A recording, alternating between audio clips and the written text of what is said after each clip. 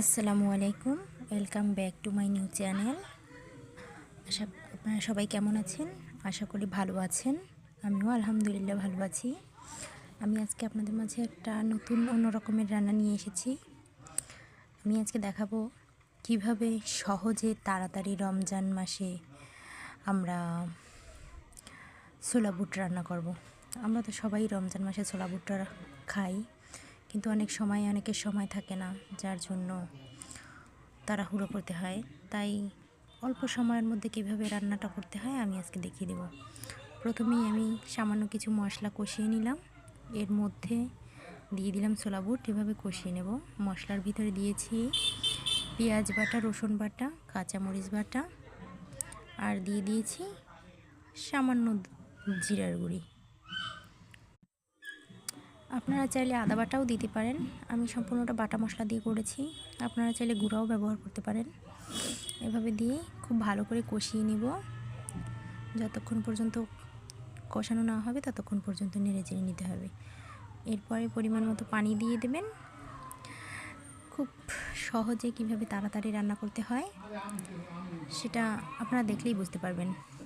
আর একটা কথা, যদি আমার রান্নাটা ভালো লাগে তাহলে আপনারা অবশ্যই আমার চ্যানেলটাকে লাইক সাবস্ক্রাইব করে দিবেন।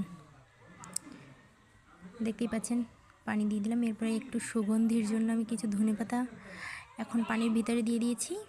এরপর বাকিটা আমি রেখে দিয়েছি, পরবর্তীতে যখন পানিটা ঝোলটা কমে যাবে তখন আবার দেব। এ পর্যায়ে যে প্রেশার কুকারটা ঢেকে দিচ্ছি। আর হ্যাঁ, সহজে রান্না করার জন্য অবশ্যই প্রেশার কুকার ব্যবহার করতে হবে। এরপরে দেখতে পাচ্ছেন আপনারা ছিটি উঠতেছে। আমি এইভাবে কিছুক্ষণ ছিটি দিয়ে নেব। এই ধরুন 5 থেকে 6টা ছিটি দিলেই হয়ে যাবে। আমি ছিটি দিয়ে নিয়েছি। এ পর্যায়ে আমি ঢাকনাটা খুলে দেখব।